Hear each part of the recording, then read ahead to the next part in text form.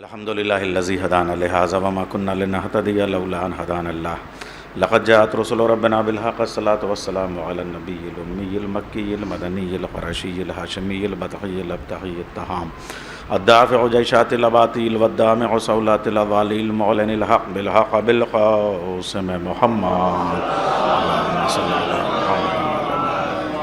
وعلى آل بیتہ الطیبین الطاہرین المعصومین المظلومین المنتخبین المجتنبین ولعنۃ اللہ علی اعدائہم ومنکر فضائلہم ومصائبہم وسخاوتہم وشجاعتہم وعظمتہم وہیبتہم وجلالہم وجمالہم وکمالہم وآلہم اجمعین من الآن الى قیام یوم الدین اما بعد فقد قال الامیر المؤمنین امام المتقین غالب علی کل غالب علی ابن ابی طالب علیہ الصلاۃ والسلام بسم اللہ الرحمن الرحیم لیس الجمال باسواب تضیننا ان الجمال جمال العلم والادب وثم قال لیس الیتیم قد مات والدہ ان الیتیم یتیم العلم والادب صلوات بھیج دیں محمد محمد ارباب علم ارباب ادب ارباب ذکر ارباب فکر ارباب دین ارباب دانش ارباب محراب ارباب منبر ارباب ولا ارباب عزا ارباب شہر عزا ایصال ثواب کی مجلس ہے، ترحیم کی مجلس ہے، اور یہ میں عاصم بھائی کو سب سے پہلے تو قابل سلام سمجھتا ہوں کہ آپ نے استاد گرامی بلکہ استاد الاساتذہ حضرت حکیم جناب شارب صاحب کے ایصال ثواب میں ان کے انتقال کے بعد سے چہلم کے بیچ میں کوئی شب جمعہ کوئی جمعہ آپ نے ایسا ناغہ نہیں ہونے دیا جس میں مجلس عزا کا چاہے زنانی مجلس ہو چاہے مردانی مجلس ہو آپ نے انعقاد کیا۔ تو موضوع کا تعین تو ہمارے اختر زیدی صاحب نے اپنے اعلان میں بھی کر دیا، اور ہمارے قمر عباس صاحب جنہوں نے قمر صاحب میرے انکسار سے انہوں نے کام لیا اور مجھ کو اپنا ساتھی بتایا، یہ مجھ سے بہت سینئر ہیں اور میں ان کا بہت جونیئر ہوں، تو اساتذہ کی صف میں بھی معنوی طور پہ میں آپ کو تسلیم کرتا ہوں، اور یہی کم سے کم فرش اعضاء نے سکھایا ہے کہ جو سچائی ہے اس کا اعتراف کرنا چاہیے۔ یہ الگ بات ہے کہ بڑے کی جانب سے انکسار میں اس طرح کی باتیں ہوتی ہیں۔ تو خیر اب موضوع کا تعین ہو گیا، چونکہ یہ ایصال ثواب کی مجلس ہے، اس لیے 40 منٹ کے اندر میں چند جملے موت اور زندگی کے حوالے سے بات کی جائے، اور تھوڑے سے جملے جو ہے وہ علم اور ادب کے حوالے سے، اور تھوڑا سا جو اس میں ہے اخلاق اور تقویٰ، اور اس کے بعد میں شارب صاحب کی جو زندگی ہے، اصل میں وہ سانچے تو بن ہی گئے ہیں، اس میں شارب صاحب کی زندگی کی جھلکیاں مجھے صرف پیش کر دینا ہے۔ دیکھیے، امیر ہو یا غریب، چھوٹا ہو یا بڑا، کالا ہو یا گورا، عورت ہو یا مرد، جوان ہو یا کم سن، انگریز ہو یا ہندوستانی، زندگی کے میلے میں لڑائی جھگڑا کر سکتا ہے، مگر موت کے ریلے میں سب ایک ساتھ نظر آتے ہیں، اور سب کو یہ ماننا ہے کہ ایک دن موت آنی ہی آئے۔ یہ وہ اٹل حقیقت ہے جسے کوئی اٹل ٹال نہیں سکا ہے۔ تو یہ موت جو ہے وہ آ کے ہی رہے گی، لیکن اب یہ دو باتیں ہیں آپ کے سامنے عرض کروں کہ موت کے لیے اللہ نے قرآن کریم میں بات کی ہے کہ الذی خلق الموت والحیات، وہ یہ موت پیدا کی جانے والی چیز ہے، آنے والی چیز نہیں ہے۔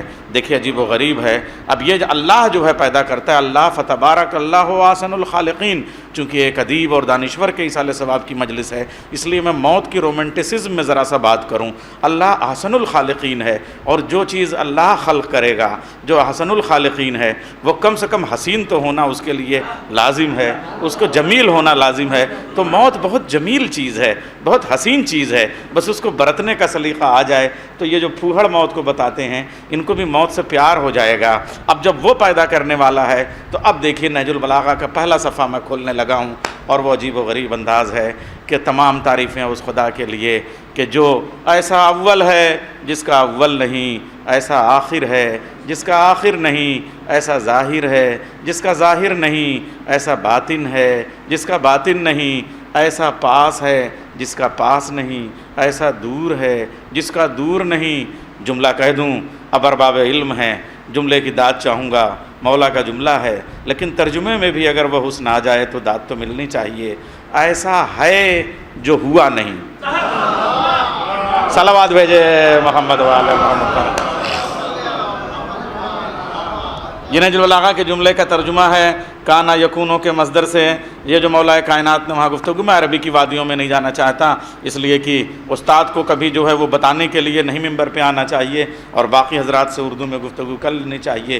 دنیا کا ہر ہے ہونے کا محتاج ہے، اللہ ایسا ہے جو ہونے کا محتاج نہیں، ایسا قادر جو قدرت کا محتاج نہیں، ایسا متکلم جو بولنے کا محتاج نہیں، ایسا سمیع جو سننے کا محتاج نہیں، ایسا بصیر جو دیکھنے کا محتاج نہیں، ایسا حلیم جو علم حاصل کرنے کا محتاج نہیں۔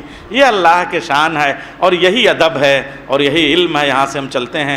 اب یہ عرض کروں آپ سے، اب یہاں سے ادب کی بات عرض کروں کہ دیکھیے انسان پیدا ہونے کے لیے، ہو سکتا ہے استعاروں سے آپ لوگ عادی آ گئے، پہلے جملے سے مجھے اتنا لطف آیا کہ جی چاہتا ہے کہ وضاحت کا وقت نہ صرف کر کے میں تشبیہات کو بھی گریز کر کے صرف استعاروں سے کام لوں جو میرے اساتذہ نے، شارف صاحب نے اور اس کے پہلے کے اساتذہ نے کتابی شکل میں مجھے عطا کیا، وہ میں عرض کروں۔ دنیا کی ہر خوشبو، دیکھیے اب میں اس کو موت اور زندگی میں پڑھ رہا ہوں، دنیا کی ہر خوشبو پیدا ہونے کے لیے پھول کی محتاج ہے، زندہ رہنے کے لیے پھول کی محتاج نہیں ہے۔ دنیا کا ہر انسان پیدا ہونے کے لیے جسم کا محتاج ہے، زندہ رہنے کے لیے جسم کا محتاج نہیں ہے۔ پیدا ہونے کے لیے ضروری ہے کہ ہاتھ پاؤں کے ساتھ آئے، چہرے کے ساتھ آئے، ناک نقشے کے ساتھ جائے رہے، لیکن زندہ رہنے کے لیے اب وہ جسم کا محتاج نہیں رہ جاتا۔ جسم ٹکڑوں میں بڑھ جاتا ہے مگر وہ نوک نیزہ پہ تلاوت کرتا ہے۔ جیسے بیلا، چمیلی، موگرا، موتی، یہ جو جتنی بھی خوشبودار پھول ہیں، یہ جب پیدا ہوتے ہیں تو ان کی کلیوں میں خوشبو آتی ہے، لیکن اگر کوئی نقاد عطار کی طرح مل جائے تو اس کی خوشبو کو نچوڑ کے شیشی میں بند کر لیتا ہے۔ اب پھول مرجھا سکتا ہے، خوشبو نہیں مرجھا سکتی۔ صلوات بھیجے محمد و آل محمد پر۔ بالکل ایسے ہی یہ میں آپ کو فلسفے کی اس منزل پہ بھی لے کے جا رہا ہوں۔ جب نہج البلاغہ پڑھتے وقت ہم نے فلسفہ اور منطق کی کتابیں پڑھی تھیں اور ہمارے اساتذہ تھے، اور کبھی کبھی بعض اساتذہ ایسے تھے جو ہم لوگ جب شیعہ کالج کے دینی مدرسے میں جاتے تھے تو وہ ہم کو وہ بھی پڑھا دیا کرتے تھے، غلام مرتضیٰ صاحب۔ تو میں اس کے حوالے سے اب بات عرض کرنا چاہتا ہوں کہ اللہ نے بھی اپنی تخلیق کی دو قسمیں بیان کی ہیں، ایک ہے نزول تخلی، ایک ہے نزول تجلی۔ مادہ جو ہے، وہ جو میٹر ہے، وہ جسم و جسمانیت کا محتاج ہے، لیکن وہ جو نور ہے، پیور نور ہے، وہ ابسٹریکٹ سینس ہے، وہ محتاج نہیں ہے۔ پھول کی تصویر بنائی جا سکتی ہے، خوشبو کی تصویر نہیں بیان کی جا سکتی، لیکن پھول محدود رہے گا، خوشبو لامحدود ہو جائے گی۔ بالکل اسی طریقے سے اب نہج البلاغہ کا پہلا جملہ، اس میں دو لفظ استعمال کیے ہیں مولا کائنات نے، ایک کانا، ایک انشاء۔ ایک کانا کا ترجمہ میں نے کیا کہ کانا یکون کے حساب سے کہ وہ ایسا ہے جو ہونے کا محتاج نہیں، اور اس کے بعد میں مولا فرماتے ہیں ثم انشا انشاہا، یعنی ایسا اس نے انشاء کیا جو انشاء کرنے کا حق ہے۔ یہیں سے میں ادب کی طرف چل رہا ہوں۔ انشائیہ ایک صنف ہے، انشائیہ اس صنف کو کہتے ہیں کہ جو لکھنے کے لیے ارادے کی محتاج نہ ہو۔ انشائیہ یہ اسی سے انشاء بنا ہے، اسی سے منشی بنا ہے، یعنی ہر وہ خلق جو سبب اور مسبب کا محتاج ہو، جو ماں اور باپ کا محتاج ہو، اسے خلق کہتے ہیں۔ لیکن وہ جو بغیر سبب اور مسبب کے، بغیر ٹائم اینڈ اسپیس کے پیدا ہو جائے، اسے انشاء کہتے ہیں۔ مولا کائنات نے فلسفہ تخلیق بیان کرتے ہوئے پہلے جملے میں، پہلے خطبے میں اور ابتدائی جملوں میں حمد کے بعد جو انہوں نے کہا کہ اس نے خلق بھی کیا، اس نے انشاء بھی کیا، اس کا مطلب علی کے پاس فالتو لفظوں کی گنجائش نہیں ہے۔ نہج البلاغہ قرآن کی طرح جامع کتاب ہے، وہ اللہ کا کلام ہے، یہ علی کا کلام ہے، اور یوں سمجھیے کہ قرآن کی عملی تفسیر کا نام نہج البلاغہ ہے اور نہج البلاغہ کی عملی تصویر کا نام قرآن ہے۔ قرآن کے بغیر نہج البلاغہ کو نہیں سمجھا جا سکتا، نہج البلاغہ کے بغیر قرآن کو نہیں سمجھا جا سکتا۔ تو مولا نے انشاء کا لفظ بھی استعمال کیا، خلق کا بھی لفظ استعمال کیا۔ ایک وہ خلق، ایک وہ پیدا ہونے والی چیز جو سبب اور اسباب اور مسبب اور اسباب و علل اور عناصر کے محتاج ہیں، ایک وہ جو بیانڈ ٹائم، بیانڈ اسپیس، بغیر ٹائم کے، بغیر اسپیس کے پیدا ہو جائیں۔ اس کا مطلب مخلوقات دو طرح کی ہیں، ایک خلق ہونے والی، ایک انشاء والی۔ بس جو دنیا خلق ہوتی ہے، جو پوری کائنات ہے، وہ خلق ہے، مگر اس کے 14 رہبر انشاء ہیں۔ اب دونوں کا فرق یہ ہے کہ جو میٹر ہے وہ ایک جگہ پہ ہوتا ہے، دوسری جگہ پہ نہیں ہوتا۔ میر انیس کا دیوان یہاں پہ ہے تو وہاں نہیں ہے، وہاں پہ ہے تو یہاں پہ نہیں ہے۔ یا آپ کے ہاتھ میں جو بیاض ہے، جو کتاب ہے، وہ یہاں ہے، وہاں نہیں ہے۔ وہ جو علوم رکھے ہوئے ہیں، قرآن بھی اگر ہے تو قرآن جیسا دفتیوں میں رکھا ہوا وہ کتاب اور آنکھ کا مجموعہ وہاں ہے یہاں نہیں ہے، اٹھا کے آپ پڑھنے لگیں گے تو یہاں ہوگا وہاں نہیں ہوگا، لیکن اس کے اندر جو ہے وہ مادہ نہیں ہے، وہ نور ہے۔ اب یہیں سے میں علم پہ بات کرنے لگا ہوں، پھر ادب کی طرف چلوں گا۔ معلوم یہ ہوا ایک ہے علم، ایک ہے کتاب۔ کتاب محدود رہ سکتی ہے، علم نہیں محدود رہ سکتا۔ میر انیس کا دیوان یہاں رکھا ہے تو وہاں نہیں ہے، لیکن میں میر انیس کا جو بند اس وقت پڑھنے لگا ہوں یا پڑھوں گا تو وہ بیک وقت امریکہ میں بھی سنائی دے رہا ہے، لندن میں بھی سنائی دے رہا ہے۔ بس اسی طریقے سے چاند وہاں ہے تو یہاں نہیں، زمین یہاں ہے تو وہاں نہیں، لیکن 14 ایسے ہیں جو یہاں بھی ہیں وہاں بھی ہیں۔ صلوات بھیجے محمد والے محمد پر۔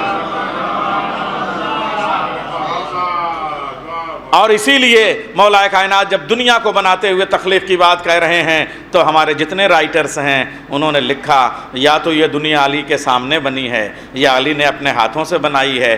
کریشن آف یونیورس پہ جب مولا بات کرتے ہیں تو کہتے ہیں کچھ فرشتے وہ ہیں، ان میں سے ایک فرشتہ وہ ہے کہ اس کی گردن آسمان کے اس پار نکلی ہوئی ہے، اس کے پاؤں سرا کے نیچے ہیں، اس کے ہاتھ کون و مکان کو سنبھالے ہوئے ہیں اور دنیا کے اس پار نکلے ہوئے ہیں۔ تو معلوم یہ ہوا کہ وہ بتا رہے ہیں مولا اب ایک بات بتائیے، اس حال کے اندر جو ہے وہی مجھ کو دیکھ سکتا ہے، لیکن باہر سے کوئی کہے کہ یہ دیوار سے چھن کے کوئی آواز جا رہی ہے تو اس کا مطلب وہ باہر تھا تبھی تو یہ بات کہہ رہا ہے۔ مولا آپ نے یہ بھی بتایا کہ ایک فرشتہ ایسا ہے جس کا سر آسمان کے ادھر ہے اور اس کے پاؤں زمین کے نیچے ہیں، اس کے دونوں ہاتھ کون و مکان سے باہر نکلے ہوئے ہیں، تو آپ کہاں سے دیکھ رہے ہیں؟ صلوات بھیجے ہیں محمد والے محمد پر۔ اچھا ایسا نہیں ہے کہ یہ صرف ناممکنات کی باتیں ہیں۔ آپ بڑے امام باڑے کی طرف لکھنؤ چلے جائیے، پوری دنیا میں اتنی طویل، اتنی وسیع، اتنی عریض، اتنا پختہ، بغیر بیم کے، بغیر کالم کے کوئی عمارت پوری دنیا میں آپ کو نہیں ملے گی۔ نہج البلاغہ کا ایک طالب علم کریشن آف یونیورس پہ علی کا نہج البلاغہ والا خطبہ پڑھ لیتا ہے تو ہواؤں پہ، جس کو آپ ہزاروں دروازے کہتے ہیں، بلبلیہ کہتے ہیں، مگر وہ جو آپ واستو کلا ہندی میں کہتے ہیں، اس کے ذریعے سے عمارت کی مضبوطی اور استحکام اور اس کو ٹھہرنے کا انتظام بنا دیا۔ جب ایک طالب علم نہج البلاغہ کو پڑھ کے ایک عمارت ایسی بنا دیتا ہے، اگر ہم مکمل نہج البلاغہ سے استفادہ کر لیتے تو کیا ہو جاتا؟ آج بھی میں کہہ رہا ہوں سرکار اور اتنے علماء، میں فردن میں نام لوں گا تو ابھی کچھ نام رہ جائیں گے، مگر کم سے کم آپ ہمارے کرار صاحب اور اختر صاحب، یہ شارف صاحب کے بازو ہیں، آپ بھانجے ہیں، نیا دور آپ نے سنبھالا، ایک جملہ کہے کہ یہاں پہ ایک جملہ شاید کبھی کسی طالب علم کے کام آئے، تو کبھی کبھی ایسی چیزیں محفوظ ہو جا رہی ہیں، دے دینا چاہیے۔ جس دن دنیا میں انجینئرنگ اتنی ترقی کر جائے گی کہ column less and beam less building, سینکڑوں منزلہ بلڈنگ کا کانسیپٹ دنیا میں آئے گا کہ بغیر کالم اور بغیر بیم کے سینکڑوں منزلہ عمارت بن سکتی ہے، تو اس کی فاؤنڈیشن کا نام نہج البلاغہ کا خطبہ ہوگا۔ صلوات بھیجے محمد وآل محمد پر۔ اب یہاں سے میں نے چلیے موت کے حوالے سے گفتگو کر کے جلدی سے آگے بڑھ جاؤں، اور دامن وقت بہت تنگ ہے اور جناب امیر کے ذکر کی دولت بہت بلند ہے۔ اب وہ وہاں سے کہ یتیم وہ نہیں ہے جس کے ماں باپ، یہ جو اخلاقیات پہ ایسا نہیں ہے، یہ لوگ دانشور لوگ ہوتے ہیں، یہ جو کڑیاں دیتے ہیں یہ ایسے نہیں، یہ ٹپس دیتے ہیں کہ یہ خطوط ہیں، یہ پی ایچ ڈی کی تھیسس کے سناپسس بنا رہے ہوتے ہیں اپنے خطبوں میں۔ اور اللہ کا شکر ہے کہ ان مسجدوں میں جہاں ایک پیش امام ہو، سمجھ لیجئے کہ اس کا وجود ہی برکت ہے، کم سے کم اس فضا کو تو وہ بنائے رہے گا۔ صلوات بھیجے محمد والے محمد پر۔ اس کے لیے کوئی بہت بڑی ضرورت نہیں ہے انفراسٹرکچر کی۔ پھر اب یہیں سے عرض کر دوں، چونکہ مسجد جو ہے وہ پورے ملک کے نظام کو بنانے کی جگہ ہے، سوسائٹی اسٹیبلشمنٹ کی جگہ ہے، اور جو شارف سر کا نقطۂ نظر تھا اس کے حوالے سے میں بات کرنے لگا ہوں۔ یہاں پہ ڈاکٹر منتظر قائمی بیٹھے ہوئے ہیں، اس لیے عرض کروں گا کہ کوئی بھی ملک جو ہے انفراسٹرکچر سے نہیں چلتا، خالی کوئی بھی ملک خالی اسلحوں سے نہیں چلتا۔ آپ یہ سمجھ لیجئے گا، ملک کیریکٹر سے چلتا ہے۔ ارے میں کیا عرض کر رہا ہوں، اور کردار جو ہے وہ علم و ادب سے چلتا ہے۔ اب جو میں نے مثال دی تھی وہ اساتذہ نے بتایا تھا کہ بنیادی جو چیزیں ہوتی ہیں، وہ ٹولز جو ہوتے ہیں وہ رکھ دینے چاہیے تاکہ وہ بیان میں کام آئے۔ میں نے جملہ کہا تھا، خوشبو پیدا ہونے کے لیے پھول کی محتاج ہے، زندہ رہنے کے لیے پھول کی محتاج نہیں ہے۔ کیوں؟ اب یہ جملہ کہنے چلا ہوں، جسم کو موت آتی ہے، کردار کو موت نہیں آتی ہے۔ اس لیے کہ جسم پھول ہو سکتا ہے مگر کردار خوشبو بن جاتا ہے. صلوات بھیجے محمد والے محمد پر. کردار بنتا کیسے ہے؟ ہاتھ اللہ نے جو ہے وہ پیدا کیا، ناک پیدا کی، آنکھ پیدا کی، کان دیے آپ کو، پیشانی دی آپ کو، پاؤں دیا آپ کو. لیکن اب یہ بتائیے ان میں سے اگر آپ کی ناک لمبی ہو جائے اور آنکھ نہ بڑی ہو تو پھر ہاتھی ہو جائے گے. اس لیے کہ چھوٹی آنکھیں اور لمبی ناک، وہ جو 9 گز والی ناک، ارے محاورہ بھی تو آپ لوگ جانتے ہیں. صلوات بھیجے محمد والے محمد پر. تو معلوم یہ ہوا فرعون جیسی اگر ناک ہو گئی تو پھر ناک کے سامنے جو سر آیا وہ مکھی کی طرح اڑا دیا گیا. یہی آج کل ہو رہا ہے. ارے میں کیا عرض کر رہا ہوں، دیکھیے جو اسلام آیا ہے اور جو رسول اللہ کا دین ہے اور جو نہج البلاغہ کی تعلیم ہے، اس میں انسانیت کے ارتقاء کی بات کی گئی ہے، خالی انسان کے ارتقاء کی بات نہیں کی گئی ہے. اسلحوں کو بنا لینا انسان کی ترقی ہو سکتی ہے، انسانیت کی ترقی نہیں ہو سکتی ہے. ہم کو یہ تو معلوم ہے کہ چاند پہ ہماری کالونی تیار ہے. شارف صاحب کی طرح کاش ہمیں یہ بھی معلوم ہوتا کہ پڑوس میں کوئی بھوکا ہے، سو نہیں پا رہا ہے، تو اس کا فریضہ بھی ہم پہ ہے. صلوات بھیجے محمد والے محمد پر. تو یہ جو زندگی ہے انسانیت کی، اگر آپ انسانیت کو اسٹیبلش کر رہے ہیں تب تو انسانیت کی ترقی وہ معاشرے کی ترقی ہے. ورنہ آپ دیکھ رہے ہیں اسرائیل میں جو رزلٹ آ رہا ہے وہ کیسا رزلٹ ہے، وہ کون سی ترقی ہے، کس بات پہ انسان خوش ہو رہا ہے. انسانی معاشرے کو ختم کرنا. اور یہ بھی چلیے ہم جیت بھی لیے، لیکن ہمارے موت کے لیے یہ کیا کم ہے کہ ہم بغیر ظلم کے زندہ نہیں رہ پائیں گے. ہائے میرے جملے کا درد آپ پہنچتے. صلوات بھیجیں محمد والے محمد پر. انسان خود اپنے آپ کو سوسائڈ کرنے پہ مجبور ہو جاتا ہے اس وقت جب وہ زندہ رہنے کے لیے زندگی کو مارنے کے مجبور ہو جاتا ہے. اس لیے کہ وہ اتنا خدشوں میں کھد جاتا ہے کہ یا تو وہ ظلم کرے، یعنی وہ ظالم بن کے ہی زندہ رہ سکتا ہے. ارے آگ کا کام کیا ہے؟ لکڑی کو جلانا. جب سارے خاشاک جل جائیں گے تب آگ کیا کرے گی؟ بجھی تو جائے گی. بس اسی کا نام موت اور زندگی کو وسیع کینوس پر دیکھ لیجئے. صلوات بھیجے محمد والے محمد پر. وقت بہت کم ہے، وضاحت کی گنجائش نہیں ہے، ورنہ میں ان اشاروں کو آپ کے سامنے لے کے چلتا موت اور زندگی کے حوالے سے. تو دیکھیے جسم میں انسان جو ہے وہ جسم ہے. اب یہ ہاتھ بڑھے ہوئے پاؤں نہیں بڑھا ہوا تو وہ بے کارٹون سا لگے گا. بس اسی طریقے سے 2 چیزیں ہوتی ہیں، ایک خارجی ارتقاء، ایک داخلی ارتقاء. یہ ہاتھ جب باہر کو بڑے ہوتے ہیں تو اس کا ہاتھ کے لمبے ہونے کا مطلب خالی 5-6 فٹ کا نہیں ہو جاتا ہاتھ، بلکہ ہاتھ کے لمبے ہونے کا مطلب کسی غریب کے دکھ درد کا احساس کر لینا. اس سے جو سخاوت ہوتی ہے اس سے اندر جو ہے وہ ترقی ہوتی ہے. ایک سیب ہے، باہر سے ترقی کرتا ہے، تیار ہو جاتا ہے، باہر سے اس میں تبدیلی آ جاتی ہے، ہرے سے وہ سرخ کی طرف ہونے لگتا ہے، خوبصورتی بڑھنے لگتی ہے، کشش بڑھنے لگتی ہے. مگر جب میں شارف صاحب کے چمن میں ایک امیہ توڑنے کے لیے آگے بڑھتا تھا تو وہ کہتے تھے بیٹے تھوڑا رک جاؤ. میں نے کہا کیوں؟ کہنے لگے یہ باہر سے تو تیار ہو گیا ہے، اندر سے ابھی ذائقہ نہیں آیا، ابھی مٹھاس نہیں آئی، ابھی حلاوت نہیں آئی، ابھی شیرینی نہیں آئی. ایسے ہی انسان باہر سے تو ہٹا کٹا ہو جائے، جم میں جا کے وہ مضبوط بھی کر لے، لیکن ہاتھ آئے سخاوت نہیں آئی، پاؤں آئے چال چلن نہیں آئی، آنکھیں آئیں نظریہ نہیں آیا، کان آئے تلاوت کی آواز نہیں آئی، زبان آئی اخلاقیات نہیں آئی، تو پھر کیا فائدہ؟ باہر کے ذائقے سے اندر کا ذائقہ تو ہونا تیار ہونا چاہیے. بس اسی طریقے سے اب عرض کروں آپ سے کہ دیکھیے اب موت کا بھی انجام اسی طریقے سے سمجھ لیں کہ ایک سیب، ایک آم، ایک امرود جس وقت ٹوٹتا ہے تو کبھی کبھی بے مقصد ٹوٹتا ہے، کبھی کبھی بامقصد ٹوٹتا ہے. اگر بے مقصد ٹوٹ گیا تب تو اس کے لیے کچھ بھی نہیں ہے، چاہے جتنا آوا ویلا مچائیں. لیکن جس دن وہ تیار ہو جاتا ہے تو اس کو پیدا کرنے والے مالی کا ہاتھ خود ہی بڑھتا ہے. کیوں؟ اس لیے کہ اب اس کو اس کے مقصد تک پہنچا دیا جائے، نظر حسین میں رکھ دیا جائے، تبرک میں رکھ دیا جائے. اب آپ سوچتے ہیں کہ سیب کی زندگی ختم ہو گئی، لیکن درخت مطمئن ہے، درخت رو رہا ہے، پتے رو رہے ہیں، شاخیں رو رہی ہیں، چمن میں واویلا ہے، نوحے کی صدائیں ہوائیں نوحہ پڑھ رہی ہیں، رمجھم کی بوندیں آنسو بہا رہی ہیں، پتے ماتم کر رہے ہیں، پورا فرش عزا بنا ہوا ہے گلزار. مگر وہ جو درخت میں پیدا ہونے والا پھل تھا وہ کہہ رہا ہے ٹھیک ہے تم میرا غم مناؤ لیکن میرا مقصد پورا ہو گیا. صلوات بھیجے محمد و آل محمد پر۔ لیکن یہ جو اندر کی چیز ہے اس کو کوئی آئنسٹین نہیں سمجھ سکا، اس کو کوئی نیوٹن نہیں سمجھ سکا۔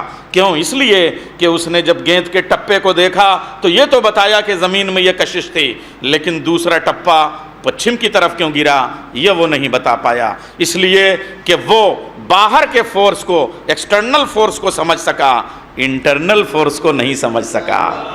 ارے بچوں، کبھی کبھی گیند ایسے ماری جاتی ہے کہ وہ سرہ کھا کے کہیں چلی جاتی ہے، یہ اس کا انٹرنل فورس تھا۔ بس یہ جو آپ بغیر کسی پریشر کے مجلس کے بعد پھر مجلس میں بیٹھ گئے، مسجد میں آئے، نماز بھی آپ نے پڑھی، ایک اذان پہ جو دوڑا چلا آئے، ایک اعلان پہ جو فرش عزا پہ بیٹھ جائے، یہ ایکسٹرنل فورس نہیں، انٹرنل فورس ہے۔ صلوات بھیجے محمد و آل محمد پر۔ یہ اصل چیز ہے، یہ وہ شریعت ہے جو رسول نے دی تھی، جو حسین نے دی تھی۔ جبر نہیں ہے، چراغ بجھا دیا جائے اور وہ نکل جائے۔ اب اگلی بات آپ کی موت اور زندگی کے بعد جلدی سے علم۔ دیکھیے دو چیزیں ہیں، ایک ہے معلومات، ایک ہے علم۔ لیس الجمال باسواب تزیننا ان الجمال جمال العلم والادب۔ کاش ہم لوگ دیوان جناب امیر سے استفادہ کرتے، کاش ہم لوگ نہج البلاغہ کے خطبوں سے استفادہ کرتے۔ دنیا نے استفادہ کیا، مگر نہج البلاغہ وہیں اکیلی ہے جہاں اس کے چاہنے والوں کا ہنگامہ ہے۔ صلوات بھیجے محمد والے محمد پر۔ جہاں اس کے چاہنے والوں کی بھیڑ ہے وہیں نہج البلاغہ تنہا ہے۔ سوچیے آپ، یہ کیا ستم ہے۔ یہی درد تھا شارب صاحب کو۔ اب عرض کروں یہاں علم کے حوالے سے، اب دیکھیے پھر میں عرض کروں گا، علم، معلومات، تعلیم، تین الگ چیزیں ہیں۔ معلومات، دیکھیے یہ بھی سمجھ لیجئے، کتاب میں، کسی بھی کتاب میں معلومات ہوتی ہیں، علم نہیں ہوتا۔ دیکھیے معلومات کسے کہتے ہیں؟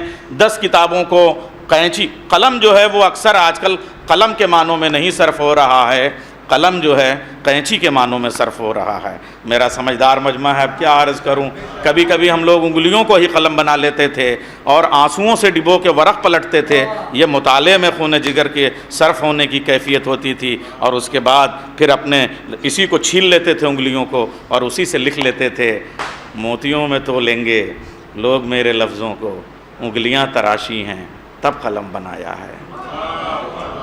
لیکن آج کل وہ جو قلم میں دونوں طرف قینچی چلا کے ادھر سے کٹ ادھر سے پیسٹ 10 کتابیں لے کے 11ویں کتاب بنا لینا، معلومات ہو سکتی ہے، علم نہیں ہو سکتا۔ صلوات بھیجیں محمد و آل محمد پر۔ علی کا کمال کیا ہے؟ مولا کائنات فرماتے ہیں، اچھا دیکھیے دو چیزیں ہوتی ہیں۔ علی نے، دیکھیے میں پھر عرض کر رہا ہوں، علی نے کہا کہ رسول نے مجھے علم کے 1000 باب تعلیم کیے۔ اب اسی میں دیکھیے تینوں لفظ آ جائیں گے، علم، معلومات اور تعلیم۔ میرا مولا فرماتا ہے میرے نبی نے علم کے مجھے 1000 باب تعلیم کیے۔ اس میں علی کا کیا کمال، جو پڑھایا استاد نے پڑھایا۔ لیکن اگر حدیث یہیں پہ ہوتی تو ہم علی کے فضائل اتنا نہ بیان کرتے۔ حدیث آگے جاتی ہے، اور میں نے ہر باب سے 1000 باب پیدا کر لیے۔ رسول نے دیا، یہ ہے تعلیم۔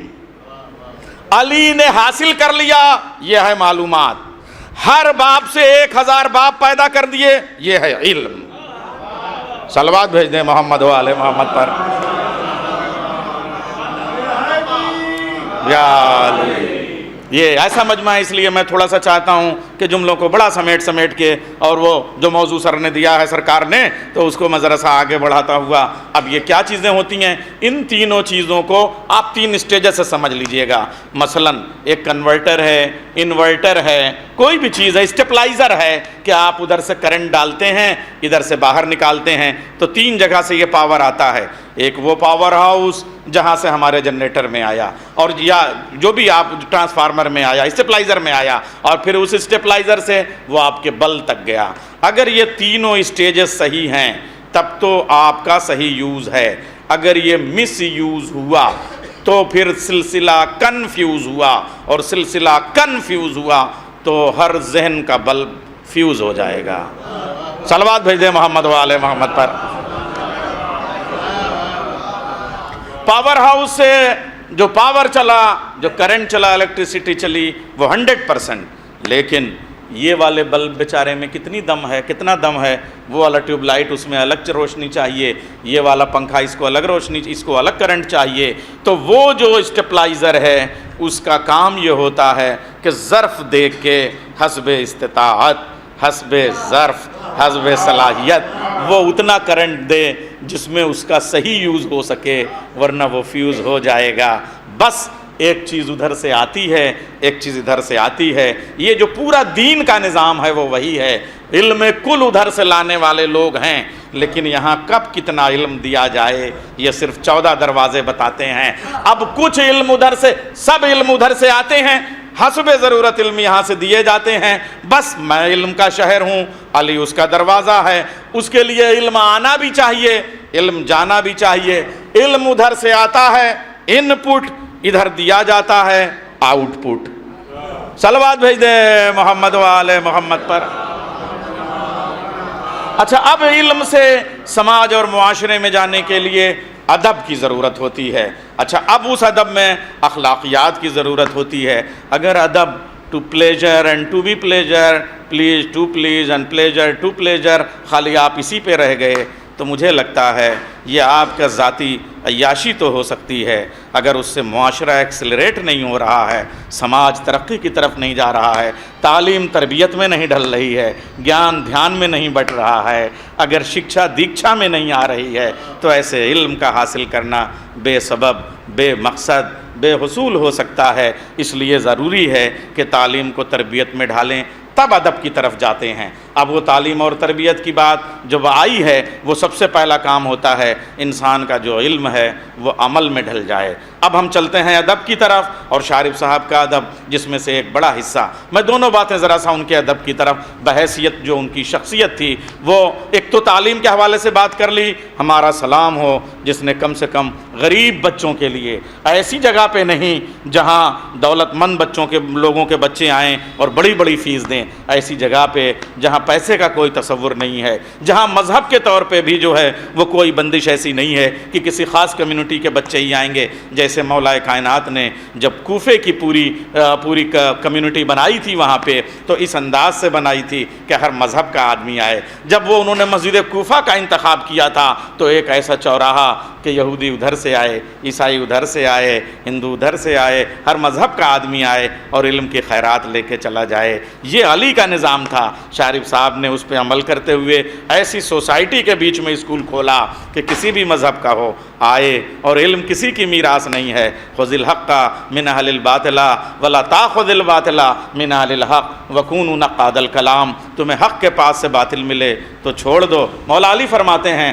باطل کے پاس حق ملے تو دوڑ کے لے لو اور کلام کی تنقید کرنے والوں میں ہو جاؤ۔ شارف صاحب یوں ہی نہیں نقاد ہوئے تھے، مولا کائنات نے حکم دیا ہے وَكُونُوا نَقَّادَ الْكَلَامِ، کلام کی تنقید کرنے والوں میں ہو جاؤ۔ اور جب اس منزل پہ علی ہو جائیں گے تو پھر دنیا کا کوئی بھی علم ہو علی کی ٹھوکروں کا محتاج نظر آئے گا۔ تب مولا فرمائیں گے يَنْحَدِرَا عَنِ السَّيْلِ وَلَا يَرْقَى عَلَيَّ الطَّيْرُ۔ نہج البلاغہ کا تیسرا خطبہ ہے۔ مولا فرماتے ہیں میں علم کی اس منزل پہ ہوں کہ میری ٹھوکروں سے علم کے دریا بہتے ہیں، اور کسی کے تصور کی توحید میں جو باتیں کہی ہیں کہ پہنچنے والے خدا کی ہم تک نہیں پہنچ پائیں گے تو بڑی بات ہے۔ علی اپنے لیے کہہ رہے ہیں کہ میری ٹھوکروں سے علم کے دریا بہتے ہیں، اور میری بلندیوں کو تمہارے خیال کے پنچھی چھو بھی نہیں سکیں گے۔ صلوات بھیجے محمد وآل محمد پر۔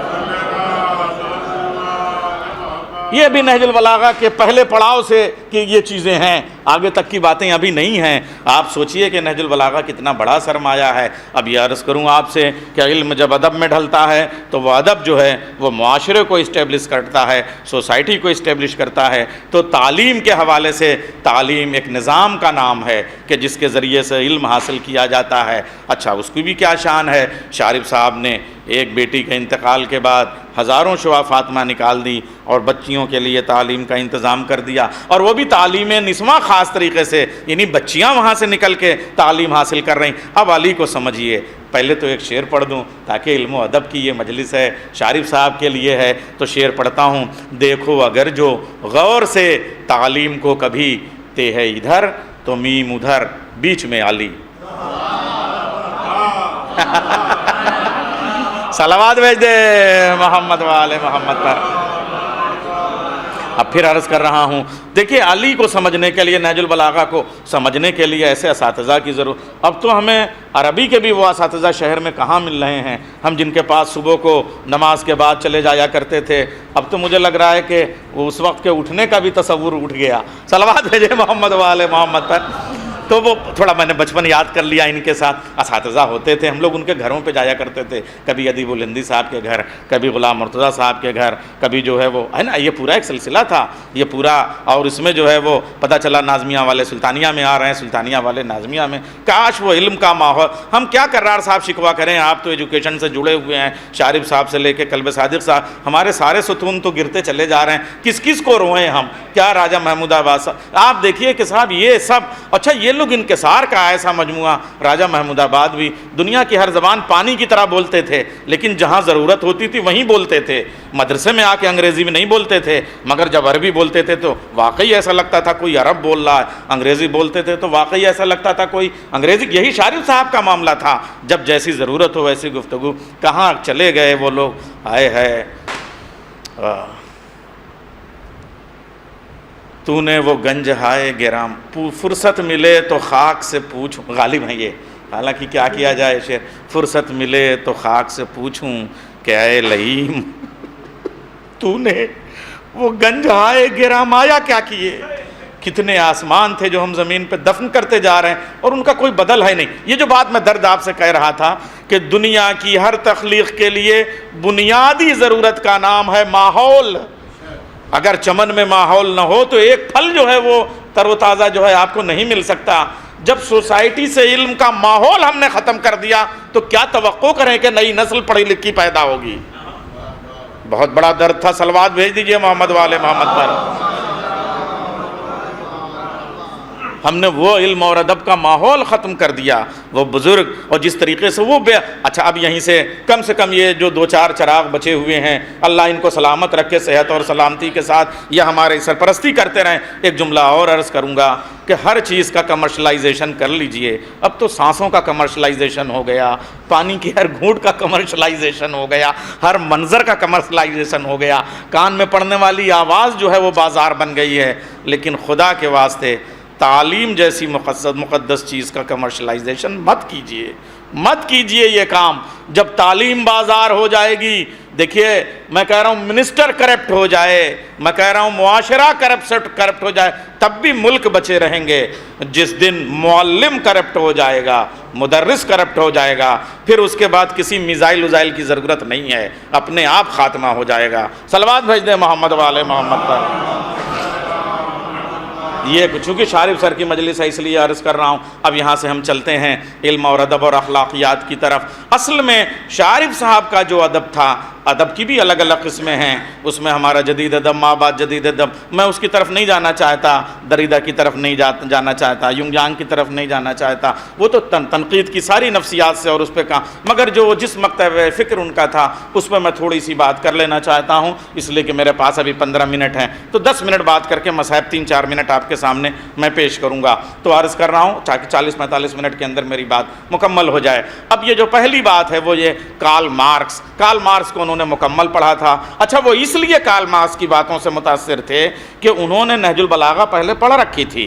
نہج البلاغہ سے اب میں عرض کر رہا ہوں، کارل مارکس نے وہی کہہ رہے ہیں ہم کہ نہج البلاغہ سے ہم نے علی آج اپنے نعرہ حیدری لگانے والوں کے بیچ میں اکیلے ہیں۔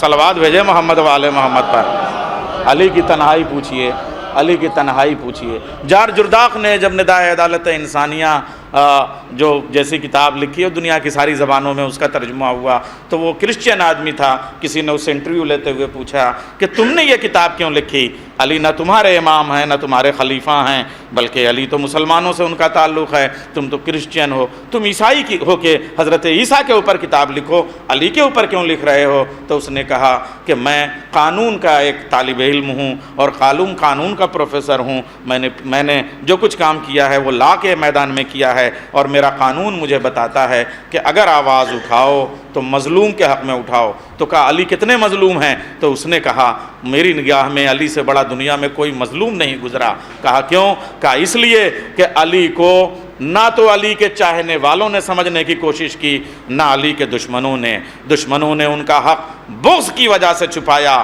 چاہنے والوں نے علی کا حق خوف کی وجہ سے چھپایا۔ صلوات بھیجے محمد والے محمد پر۔ یہ کتنا بڑا درد ہے، آپ یہ سوچئے۔ اب عرض کر رہا ہوں آپ سے، وہ جو کارل مارکس کی دونوں جلدیں جو داس کیپٹل ہے وہ میری نگاہ سے حرف بحرف گزری، اور اس میں نے جتنے کیریکٹرز دیکھے، اب یہ عرض کروں آپ کے سامنے کہ وہ سب نہج البلاغہ سے اٹھائے ہوئے کردار ہیں۔ اسی لیے جب وہ نظام بناتا ہے کہ آقا اور غلام کا پیرلل نظام ہونا چاہیے، جتنی تنخواہ مالک کی ہونی چاہیے مل کے، اتنی ہی تنخواہ مل کے مزدور کی بھی ہونی چاہیے، یہی بات تو اس کے ہاں ہے۔ سوسائٹی اور لوگوں نے کیا بھی، ہمارے شارف صاحب کے زمانے میں علی سردار اور کیفی سب نکل گئے اپنی زمینداری کو ٹھوکر مار کے، اور وہ نظام ان کو ٹھیک لگنے لگا۔ کیوں؟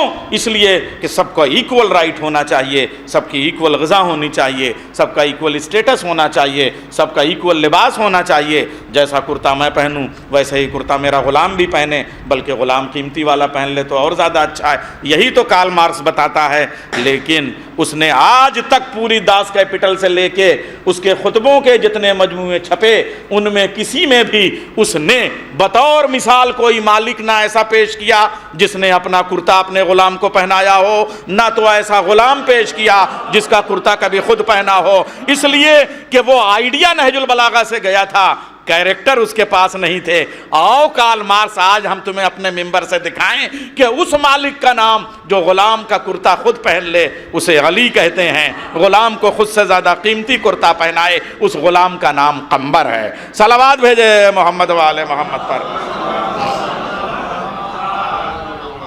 یہ جو سلسلہ ہے، اچھا اب یہیں سے عرض کروں کہ اسلام جو ہے وہ ایک جمہوری مزاج کا نام ہے مگر جمہوری نظام کا نام نہیں ہے۔ نہج البلاغہ بتاتی ہے government of the people, government of the people for the people, اور بائی دا پیپل نہیں۔ اسلام نام ہے government for the people, government of the people, government by the God. صلوات بھیج دیں محمد والے محمد پر۔ بہت سارے مسائل آ جائیں گے، اسی کو میں 2 لفظوں میں ڈیفائن کرنا چاہتا ہوں۔ اسلام جمہوری مزاج رکھتا ہے، جمہوری نظام نہیں۔ اسی کنٹرول کا نام 14 معصومین ہے۔ صلوات بھیجیں محمد والے محمد پر۔ معصوم وقت ہوتا تو میں اس سلسلے کو آگے بڑھاتا۔ اسلام جمہوری مزاج کو اپنے اصولوں کے ذریعے سے اسٹیبلش کرتا ہے۔ شاید اسی لیے اب عرض کروں آپ سے، یونو کے چارٹرڈ میں بھی جتنی باتیں لکھی جا رہی ہیں اور 2023 تک ابھی کی میٹنگ میں وہ باتیں نہیں آئی ہیں جو ابھی اسرائیل کے ایشو پہ بھی آئی ہے۔ ٹھیک ہے آپ نے کام کر لیا، میں کسی کنٹروورسی میں نہیں بننا چاہتا، مگر ہاں ہم مظلوم کے قائل ہیں، مظلوم کے قائل رہیں گے، اس لیے کہ یہی کربلا نے ہمیں بتایا، یہی علی نے ہمیں بتایا۔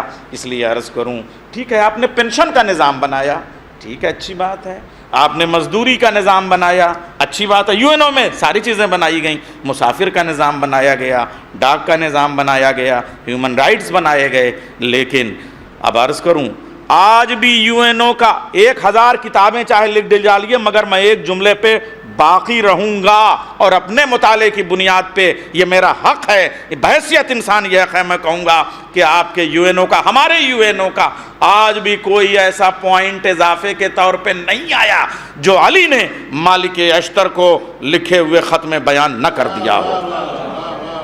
صلوات بھیجے محمد والے محمد پر۔ ایک پورا نظام جو پورے حکومت چلانے کا نظام، سماج کو بنانے کا نظام، یہ سب علی نے پیش کر دیا ہے اس میں۔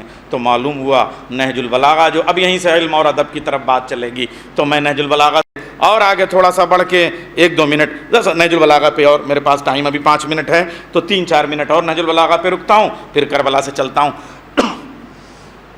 اب یہ جو تعلیم کی نظام ہے بچیوں کا، آپ سوچیے نہج البلاغہ میں مولا نے کہہ دیا کہ صاحب عورت جو ہے وہ بچھو کی طرح سے ہے، جتنا ڈنک مارتی ہے انسان کو اچھا لگتا ہے، اور صاحب لوگوں نے واہ والا کرنا شروع کر دیا کہ صاحب علی نے عورت کے لیے جو ایک اسٹیبلشمنٹ کا نظام ہے عورت کا، اس سے جو ہے وہ چشم پوشی کی، اس سے غض بصر کیا، اور ویمن امپاورمنٹ کے حوالے سے یہ نقطہ اور یہ جملہ ٹھیک نہیں ہے۔ کبھی تم نے غور کیا علی نے یہ بھی خطبہ کہا، اور اس کے بعد علی نے اپنے وصیت میں، چونکہ آج جمعے کا دن ہے اور موعظے کا اور اخلاقیات کی بات ہے، یہ میں اخلاقیات کا چیپٹر اب یہاں پہ رکھ رہا ہوں، جس تقوی کی طرف مولا کائنات نے بار بار نہج البلاغہ بھری پڑی ہے، اس میں ایک پوائنٹ یہ ہے، اپنے ول میں مولا لکھتے ہیں، اپنی وصیت میں امام حسن کو لکھتے ہیں، اے میرے لال حسن، تم پہ واجب ہے کہ میرے جتنے بھی ماننے والے ہوں قیامت تک، ان تک میری یہ وصیت پہنچاؤ اور ان پہ اس کا عمل کرنا واجب ہے۔ بیلنس دیکھیے، نمبر 1، عورت کو ریحان کی طرح سے رکھنا اور اس کی خوشبو کی قدر کرنا۔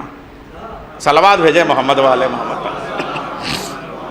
ریحان جنت کا پھول ہے، اور اس کے بعد میں پھر وہ ڈسکرمنیشن کی بھی بات کرتے ہیں، لیکن بیٹیوں کو ہمیشہ وراثت میں بیٹوں کے مقابلے آدھا حصہ دینا یہ واجب ہے، یہ سارا نظام دیتے ہیں۔ اب عرض کروں گا آپ سے، ایک علی کہہ رہے ہیں کہ صاحب عورت بچھو ہے، ایک علی کہہ رہے ہیں عورت پھول ہے، اس کا مطلب کیا ہے؟ تھوڑا سا ہم نے اس کا جو کنیکشن ہے اس کو سمجھنے میں گڑبڑی کر دی۔ دیکھیے قرآن کی آیت بھی جب تک شان نزول نہ بیان ہو سمجھ میں نہیں آئے گی۔ آپ یہ دیکھیے کہ دونوں خطبے یا دونوں جملے کہاں کے ہیں، ایک خطبہ جنگ جمل کا ہے اور ایک وصیت کا فقرہ ہے، تو اس کا مطلب عورت کیسی ہونی چاہیے دونوں جملوں سے واضح ہو گیا۔ اب یہیں سے ایک سماجی نظام ہم عرض کر دیں، جب تک عورت نامحرم ہے تب تک بچھو ہے، محرم ہو جائے تو پھول ہے۔ صلوات بھیجے محمد والے محمد پر۔ اب یہاں سے علی نے ایک بہت معمولی چیز میں اپنی اوقات میں رہ کے بات کرنا چاہوں گا، چینٹی کے حوالے سے بہت جگہ باتیں کی۔ یہ جو دیوار پہ جاتی ہوئی چینٹی دیکھ رہے ہو، اس کے منہ میں جو رائی کا دانہ ہے، اگر تم مجھ سے کہہ دو کہ دنیا کی حکومت دے دوں اور رائی کا دانہ چھین لوں تو علی پوری دنیا کو اپنی جوتی کی ٹوٹی ہوئی تسمے کے اوپر جو ہے قربان کر دے گا، لیکن اس کے منہ سے میں رائی کا دانہ نہیں چھین سکتا، یہ ہے۔ اور اس کے بعد میں علی نے جب وہ نہروان میں سرکار جب جا رہے ہیں، تھوڑا سا خطبوں کا جو بیک گراؤنڈ ہے وہ بھی سمجھنا چاہیے۔ پوری دنیا میں جو زندگی میں 81 جنگوں کو اکلوتے فاتح کا نام علی ہے، لیکن ذوالفقار چلانے والا قلم چلاتا ہے تو نہج البلاغہ جیسا شاہکار آتا ہے، ورنہ بندوق چلانے والے قلم نہیں چلا پاتے، قلم چلانے والے بندوق نہیں چلا پاتے۔ ہٹلر کو قانون چلانا آنے کا شاید آپ کہہ سکیں کہ صاحب وہ ڈنڈے کے زور پہ قانون چلانے کا تو دم رکھتا تھا، لیکن قانون بنانے کی صلاحیت نہیں رکھتا تھا۔ افلاطون قانون بنانے کی صلاحیت تو رکھتا تھا، چلانے آیا تو زہر کا گھونٹ اس کو پینا پڑ گیا۔ قانون بنانے والا چلا نہیں پاتا، چلانے والا بنا نہیں پاتا۔ اکیلا ابو طالب کا بیٹا ہے، قانون بنائے تو نہج البلاغہ، قانون چلائے تو مسجد کوفہ، وہاں سے بیٹھ کے دارالخلافہ بنا کے پوری دنیا کا نظام علی چلا رہے ہیں۔ یہ علی کا کردار ہے۔ جنگ نہروان میں مولا جا رہے ہیں، اب یہ میرا آخری پوائنٹ ہے اس سلسلے کا۔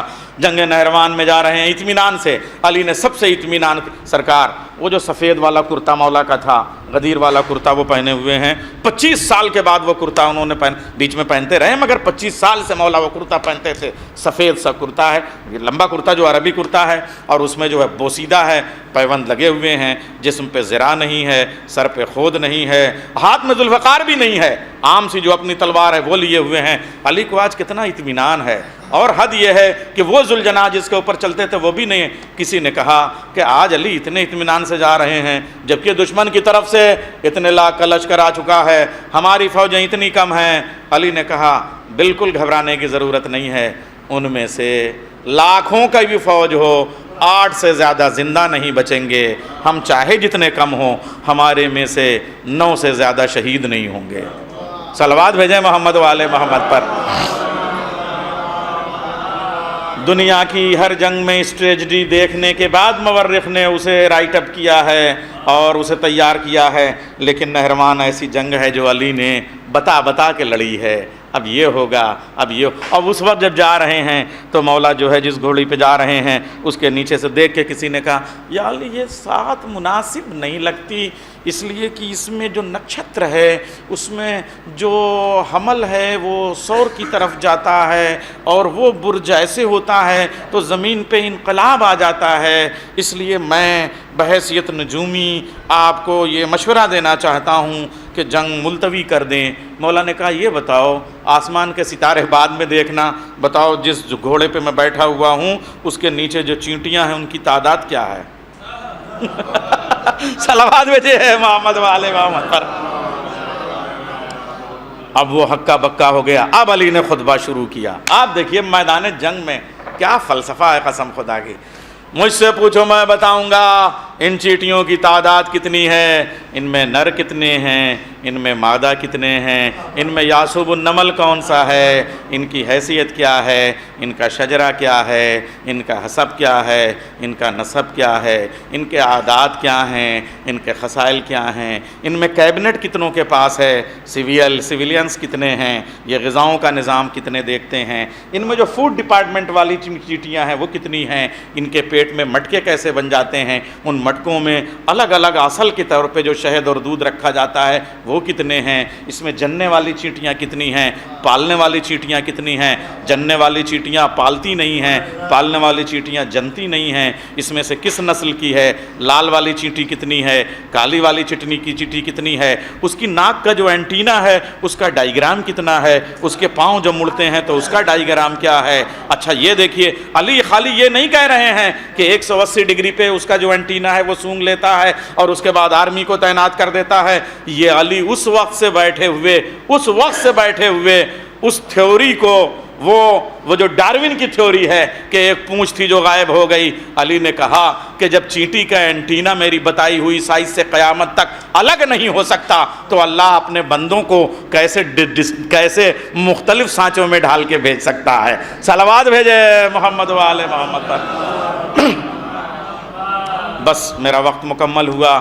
اب یہ عرض کروں وہ علی جو چینٹی کے بارے میں گفتگو کریں اور جاپان کا ڈاکٹر دیانٹ پہ ریسرچ کرتے ہوئے کتاب لکھتے ہوئے وہ کہہ رہا ہے کاش مجھے علی کے یہ چند صفحے، چند پیراگراف، چند جملے مجھے مل جاتے تو 10 سال مجھے ریسرچ کرنے کی ضرورت نہیں تھی. یہ ہے وہ اخلاقیات. شارب ردولوی صاحب نے جو کام کیا ہے وہ مرثیے کی تنقید کا کام. دیکھیے ایک تو وہ جو ادب انہوں نے لکھا وہ ان کی شفاعت کا سبب ہے، جو ان کی منقبتیں ہیں، جو ان کے سلام ہیں، جو ان کے نوحے ہیں، مگر مرثیے میں بھی 2 چیزیں ہیں، ایک مرثیے کی تخلیق، ایک مرثیے کی تفہیم. اگر کوئی استاد ان مرثیے کے ادب کو، چونکہ مرثیہ ایک ایسی صنف سخن ہے جس میں تمام انسانی رشتوں پہ گفتگو کی گئی ہے. آئیے یہ دیکھیں شارب صاحب کے ساتھ رہنے والے تمام حضرات جو ہیں وہ بیٹھے ہوئے ہیں اور ان کے اس انسانی نظام اور مزاج پہ بات کرنے والے. تو مرثیہ زندگی کی کوئی رشتے کی کوئی قدر ایسی نہیں ہے جو اس میں موجود نہ ہو، اور اس کو تنقید کی سطح پہ دنیا میں پیش کرنا شارب صاحب نے بڑا ادب اس پہ کتاب کی شکل میں، مقالے کی شکل میں، رسالے کی شکل میں. وہ مرثیہ جس کی اخلاقیات کا عالم. میں ایک بند پیش کر رہا ہوں. اگر آپ کو شیکسپیئر کے ہاں بھی، یا چلیے کسی بھی، آپ کو ورڈسورتھ کے ہاں اگر ایسا، ملٹن کے ہاں، اگر آپ گوئٹے کے ہاں ایسا لے آئیے، چلیے اس کے ہاں اخلاقیات کی بات ہے، کرسچینٹی میں بات کی اس نے. کسی بھی زبان کے کسی شاعر کے پاس ایسا بند ملے تو میں قائل ہو جاؤں گا، غلامی کر لوں گا میں.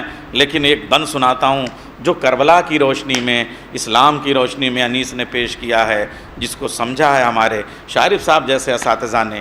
بند پیش کرتا ہوں، ایسی کوئی مثال ہو تو لے آئیے اور یہیں سے ربط مصائب دیتا ہوں. لڑتے تھے مگر غیظ سے رحمت تھی زیادہ، شفقت بھی نہ کم تھی جو شجاعت تھی زیادہ، بیٹوں سے غلاموں کی محبت تھی زیادہ. آئے جس فلسفہ قمبر کی بات ہم کر رہے تھے، بیٹوں سے غلاموں کی، پہلے غلاموں کو بھیج دو تب بیٹوں کو بھیجو، غلاموں کی محبت تھی زیادہ. ہائے ہائے ہائے، نانا کی طرح خاطر امت تھی زیادہ، تلوار نہ ماری جسے منہ موڑتے دیکھا، آنسو بھی نکل آئے جو دم توڑتے دیکھا. انسانی معاشرے کی بقا کتنی بڑی چیز ہے. اپنے قاتل کے خود قتل کرنے پر بھی آنکھوں سے آنسو آ رہے ہیں، کاش یہ راہ راست پہ آ جاتا تو ایک انسانی زندگی بچتی۔ قتل کرنا واجب ہے وہاں پہ، مگر اس کے باوجود انسانیت کا یہ جو کنسرن ہے، یہ جو درد ہے، یہ جو احساس ہے، یہ جو جذبہ ہے، یہ کربلا کی دین ہے۔ اب عرض کروں ایسے میں امام حسین 2 محرم کو پہنچ گئے۔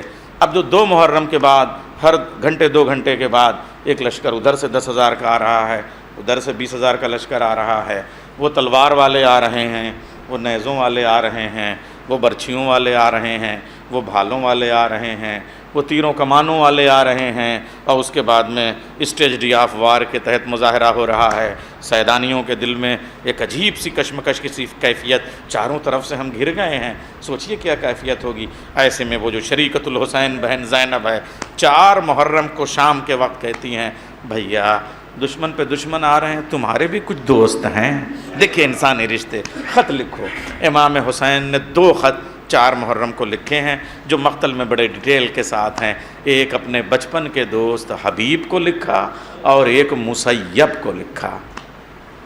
یہ بات میں اس لیے عرض کر رہا ہوں کہ حسن عباس جو ان کے والد صاحب صدر الافاضل تھے، عالم دین تھے، انہوں نے مسیب نام کیوں رکھا، اس میں والدین کا کتنا بڑا کردار ہوتا ہے۔ 2 خط لکھے، ایک لکھا حبیب کو، ایک لکھا مسیب کو کہ اے میرے دوست تم آ جاؤ، تمہارا حسین نرغہ عادہ میں گر گیا ہے۔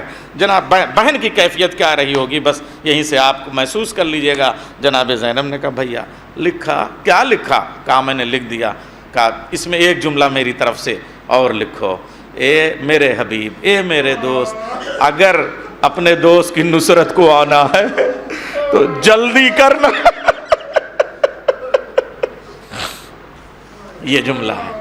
اور اس کے بعد میں دونوں کے نام جو خط لکھا اس میں کہا بھیا اے میرے ماں جائے، اپنے دوست حبیب ابن مظاہر کو بہن کی طرف سے سلام لکھ دو، اپنے دوست مسیب کو بہن کی طرف سے سلام لکھ دو۔ ارباب اعضاء بس ختم ہے مجلس، آپ کے آنکھوں سے آنسو جا، 2-3 منٹ شاید جو میں نے وقت کہا تھا اس سے اضافہ ہو گیا، وہ معذرت چاہوں گا، مگر عرض کروں آپ سے حبیب کا حال آپ سنتے رہتے ہیں، مسیب کا حال ذرا کم بیان ہوتا ہے، مگر مرحوم کا نام کیوں ہمارے بزرگ یہ نام رکھتے تھے مسیب کا جذبہ دیکھیں۔ حضرت حبیب نے امتحان لیا اپنی زوجہ کا کہ کیا کروں، زوجہ نے بھی وہی کہا میری چادر تم اوڑھ لو، میری چوڑیاں تم پہن لو، یہ تلوار مجھے دے دو۔ کہا میں نے تو امتحان لیا تھا، اب مجھے جانے دو۔ حبیب آئے ہیں قسم خدا کی، اور جیسے ہی آئے ہیں زینب نے فضہ کو بھیج کے کہا کہ علی کی بیٹی سلام کہہ رہی ہے۔ ارباب اعضاء اے حبیب بڑے خوش نصیب ہو کہ پہنچ گئے ہو۔ اور جب خیمے میں چراغ بجھایا امام حسین نے، یہ دیکھیے آزادی کا جو تصور، جو ہمارے شارف صاحب کا نظام زندگی تھا، انسانی آزادی، جو پورا جس کو آپ کمیونزم کہتے ہیں، جس کے حوالے سے بات کرتے تھے، میں کہہ رہا ہوں مارکس کیا آزادی کی بات کرے گا، جو آزادی کا منظرنامہ امام حسین نے شب عاشور پیش کیا ہے۔ دیکھو اگر تم یہ سوچتے ہو کہ تم جو ہے وہ مجھ کو چھوڑ کے جاؤ گے تو میری جان بچ جائے گی، تم سب قتل ہو جاؤ گے تب بھی میرا سر قلم ہوگا، کوئی نہیں کٹے گا تب بھی میرا سر قلم ہوگا، نمبر 1۔ نمبر 2، اگر تم یہ چاہتے ہو کہ تم جب جاؤ گے تو مکے مدینے والے پوچھیں گے حسین کو چھوڑ کے چلے آئے، تو میں اپنے ایک عزیز کا ہاتھ تمہارے ہاتھ میں پکڑا دیتا ہوں، یہی نہیں بلکہ کچھ امانتیں دے دیتا ہوں، وہ بہانہ بن جائے گا کہ حسین نے کام سے بھیجا۔ آپ کتنی آزادی، آپ یہ سوچئے کہ جاؤ، یا پھر سوچئے جس کو ہم کہتے ہیں کہ لا کا جو ایک نظام ہے، قانون کا جو نظام ہے، لا اینڈ آرڈر مینٹین رکھنا، وہ اسلام ایک لا اینڈ آرڈر ہے کہ اس میں اگر تم نے امام کو چھوڑ دیا تو جہنم میں جاؤ گے۔ امام حسین نے یہاں سے بھی آزاد کیا۔ دیکھیے فرزند رسول ہے۔ امام حسین نے کہا میرے دوستو، میرے چاہنے والو، اگر تم یہ ڈر رہے ہو کہ مجھ کو چھوڑ کے جاؤ گے تو جہنم میں چلے جاؤ گے، تو میں بحیثیت فرزند رسول شفیع محشر میں وعدہ کرتا ہوں کہ جب تک تم مجھ سے پہلے نہیں پہنچو گے میں جنت میں نہیں جاؤں گا، سردار جنت بعد میں جائے گا، میں تمہیں آزاد کرتا ہوں، جاؤ چلے جاؤ۔ کیا قربانی ہے، کیا ایثار ہے، کیا آزادی کا تصور ہے۔ دنیا سبق حاصل کرے حسین کے اس کردار سے۔ اب آپ سوچیں گے میں نے آپ کو 4 چیزیں پیش کر دیں، ایک قانون کی شرط، ایک مذہب کی شرط، ایک جانے والوں کے سامنے غیرت کی شرط، اور اس کے بعد میں ایک شرط یہ بھی کہ صاحب میں بچنے کا جو تصور ہے تم سب کٹ جاؤ گے تب بھی میرا سر کٹنا ہے، یہ ساری۔ اب 5ویں شرط امام حسین نے اس سے آزاد کیا۔ قیامت کی ایک چیز ہوتی ہے فیس کرنا، تم میرے نگاہوں کے سامنے جاتے ہوئے مجھے فیس نہیں کر پاؤ گے نا، تو میں چراغ بجھا دے رہا ہوں، علی اکبر اٹھو، یہ چراغ خاموش کر دو، میرے دوست چلے جائیں۔ اب جو حضرت حبیب نے سب سے پہلے اپنی تلوار نکال کے اپنے گردن پہ رکھ لی، بوڑھے تھے، امامے کا پیچ کھول کے کمر پہ باندھ لیا۔ اے حسین، ہم سمجھ رہے ہیں زینب نے آپ سے کہا ہے، علی کی بیٹی نے کہا ہے کہ دوستوں کو پرکھ لو، اجازت ہو تم اپنا سر کاٹ کے آپ کے قدموں میں دے دیں۔ ارباب اعضاء، یہ کیفیت حبیب کی ہے، لیکن ہاں کم سے کم وہ کوفہ، اچھا کچھ محلے تھے وہاں پہ، باسط تھا، کوفہ تھا، ہر جگہ سے جو علی کے چاہنے والے تھے وہ بڑے تھے۔ یہ بھی عرض کروں کہ یہ جو حسین کے پاس 72 کی تعداد ہے، یہ حسین کی مجبوری نہیں، حسین کا اختیار ہے کہ سب قبیلے کے ایک سردار کو لانا تھا۔ 23 قبیلوں کے سردار امام حسین کے ساتھ تھے، اس میں سے ایک قبیلہ مسیب کا تھا۔ عجیب و غریب انداز ہے، مسیب تک خط پہنچنے میں ہی اتنی دیر ہو گئی کہ مسیب سرپٹ گھوڑے کو دوڑاتے ہوئے کربلا کی طرف بڑھ رہے ہیں، لیکن حسین کو قتل کر کے جشن منانے والوں کا قافلہ دیکھ کے مسیب نے امامہ پھینکا۔ بتاؤ میرا مولا کس حال میں؟ کوئی بتا رہا ہے جب میں کربلا سے چلا تھا تو حسین عباس کے کٹے ہوئے شانے اٹھا رہے تھے، تھوڑا اور دوڑتے ہوئے امامہ پھینک کے جلدی جلدی سر کو کٹانے کے لیے جا رہے ہیں۔ پھر کسی راہگیر سے پوچھا تم کہاں سے آ رہے ہو؟ کہا کربلا سے۔ کہا میرا مولا کس حال میں ہے؟ کہا نہ پوچھ، تو کس لیے جا رہا ہے؟ کہا میں مولا کی نصرت میں جا رہا ہوں۔ اب کیا بچے گا؟ جب میں کربلا سے چلا تھا تو حسین اپنے 18 برس کے کڑیل جوان کے کلے جیسے برچھی کا پھل کھینچ رہے تھے۔ پھر آگے بڑھ رہے ہیں، میں جاؤں گا سر کٹاؤں گا۔ اب کوئی راہگیر ملا، عصر کا وقت آ گیا، بتاؤ کربلا میں میرا اب تیرا جانا بیکار ہے لیکن میں جاؤں گا۔ کہا میرا مولا کس حال میں ہے؟ کہا جب میں چلا ہوں تو حسین اپنی ذوالفقار سے 6 مہینے کے علی اصغر کی لحد کھود رہے تھے اور اپنی آخری نشانی، آخری فدیہ خدا کے حوالے کر چکے تھے۔ ارباب اعضاء، ختم ہو گئی مجلس۔ یہ مسیب بعد میں سلیمان بن سرد خزائی کے انقلاب میں شامل رہا، شہادت دی ہے، لیکن وقت کے ساتھ اتنی دیر ہو گئی کہ راستے میں ہی کسی سے پوچھا اب بتاؤ میرا مولا کہاں تھا، کیا کر رہا تھا جب تم کربلا سے چلے ہو؟ ارے مسافر نے قیامت کر دی۔ عجیب جملہ کہا مسیب، جب میں کربلا سے چلا تو زہرا کا لال زمین کربلا پہ لیٹا ہوا، لاشیں بچھی ہوئی، ادھر کے گھوڑے ادھر، ادھر کے گھوڑے ادھر، حسین پامال ہو چکا ہے۔ وَسَيَعْلَمُ الَّذِينَ ظَلَمُوا أَيَّ مُنْقَلِبٍ يَنْقَلِبُونَ۔ یا زہرا یا زہرا یا زہرا۔ پالنے والے ہماری اس مختصر سی عبادت کو قبول کر لے، اور اس عبادت کا جو ثواب ہے، یعنی جو ذکر ہوا خطبے سے لے کے مجلس تک، وہ حکیم وہ پروفیسر شارب ردولوی صاحب کی روح میں کے ایصال ثواب کے میں ان کے نامہ اعمال میں لکھ دے۔ اے پالنے والے، مرحوم کو اور شارب صاحب کو جوار رحمت میں، اعلی علیین میں، جوار معصومین میں جگہ عنایت فرما۔ پالنے والے وابستگان میں جو بھی ان کے عزیز اقربا عاصم بھائی وغیرہ ہیں، ان سب کو صبر جمیل عطا فرما۔ اے پالنے والے، چونکہ ایک پروفیسر، ایک معلم اور ایک ماہر تعلیم اور بانی تعلیم اپنے ادارے کے، اس کے ایصال ثواب کی مجلس ہے، اس لیے ایک بھیک مانگ رہے ہیں کہ ہماری قوم کو تعلیم کے زیور سے مالا مال کر دے، علم اور عمل سے ہمارے نوجوانوں کو، نئی نسلوں کو لیس کر دے، اور ہم جب تک زندہ رہیں باب شہر علم سے وابستہ رہیں، اور ہم کہہ سکیں کہ ہم علی کے ماننے والے ہیں۔ اے پالنے والے، جہاں جہاں ظلم ہو رہا ہے وہاں لوگوں کو پہلے تو یہ توفیق عطا کر کہ وہ ظلم چھوڑ دیں، اور اگر اس سے بھی یہ ممکن نہ ہو تو پھر انہیں نیز تو نابود کر دے۔ اے پالنے والے ہمارے علماء کا سایہ ہمارے سروں پہ قائم رکھ، پالنے والے جنت البقیع کی تعمیر کے اسباب پیدا ہو جائیں، اور وارث خون حسین زندہ امام کے ظہور میں تعجیل فرما، ہمارا شمار مولا کے آوان و انصار میں فرما، وتقبل منا انکا انت السمیع العلیم۔ ایک مرتبہ سورہ حمد اور 3 مرتبہ سورہ توحید کی تلاوت فرما کے جناب مسیب عباس شاعر برودولوی ابن حکیم حسن عباس کی روح کو